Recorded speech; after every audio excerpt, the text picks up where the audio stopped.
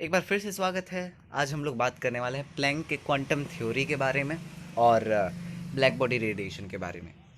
तो सबसे पहले जिस चीज़ के बारे में उसी चीज़ को जानते हैं कि क्वांटम क्या होता है। तो जिन लोगों ने मार्वल की मूवीज़ देखी होगी उनको पता हो कि क्वांटम क्या होता है। जब कोई चीज़ बहुत ज़्यादा छोटी होती है और हम लोग उसके बारे में पढ़ाई करते हैं तो उसको बोलते हैं क्वांटम स्टडीज़। ओके।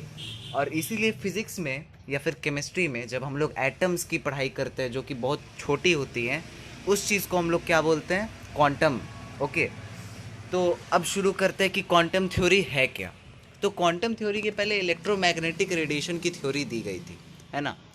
तो इलेक्ट्रोमैग्नेटिक रेडिएशन की थ्योरी बहुत सक्सेसफुल थ्योरी थी उस टाइम के हिसाब से, लेकिन उस थ्योरी से कुछ कुछ ऐसी चीज़ें थी जिसको एक्सप्लेन नहीं कर पा रहे थे साइंटिस्ट। मतलब वो पूरी तरह से सक्सेसफुल नहीं थी। और वो चीज़ें क्या थी? पहली थी ब्लैक बॉडी रेडिएशन। तो ब्लैक बॉडी रेडिएशन क्या है वो आगे बताएंगे।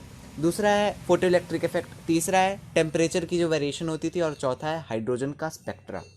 तो सबसे पहले देखो कि ब्लैक बॉडी रेडिएशन होता क्या है। ब्लैक बॉडी होता है पहले वो जानते हैं। ब्लैक बॉडी एक ऐसी बॉडी है जो हर टाइप सन को एब्जॉर्ब भी कर सकती है और उनको लेती भी है और देती भी है। वैसी बॉडी को बोलते हैं ब्लैक बॉडी रेडिएशन। मतलब रेडिएशन जब वो एमिट कर दे तो उसे बोलेंगे ब्लैक बॉडी रेडिएशन। ओके। तो प्लैंक की क्वांटम थ्योरी से हमें इन्हीं सब चीज़ों के बारे में पता चला था। उन्होंने बताया था कि जो बहुत चीज़ें होती है ना, बहुत छोटी छोटी चीज़ें, उनकी स्टडीज़ को हम लोग क्या नाम देंगे? Quantum studies, according to the Werner Heisenberg's model. Okay. Werner Heisenberg का मॉडल आप लोगों को पता नहीं है, लेकिन अभी इतना दिमाग में भर लो कि वर्नर हेजनबर्ग का मॉडल के अकॉर्डिंग ही हम लोगों को वो पता चला था। और एक और चीज़ जो यहाँ पर हम लोग को ज़रूरी है बहुत जानना कि क्वांटा क्या होता है। ओके, क्वांटा क्या होता है? तो हम लोग को पता है क्वांटम मतलब होता है बहुत स्मॉल अमाउंट, जो बहुत छोटी अमाउंट होती है उसको हम लोग क्वांटम बोलते हैं। तो ये एनर्जी हो, ओके, एनर्जी है मान लीजिए हमारे पास।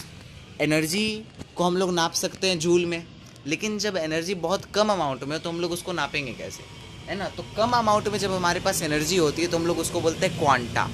ओके। तो quanta is nothing but the smallest amount of energy.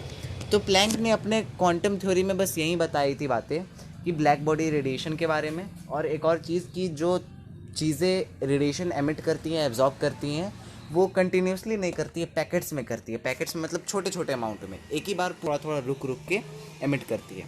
तो ये प्लैंक का क्वांटम थ्योरी आप लोगों को आई होप समझ में आया होगा। अगर आप लोग बोलेंगे तो मैं particle nature of electromagnetic radiation पे वीडियो बनाया, मैं वेव नेचर पे भी वीडियो बना दूंगा। ओके।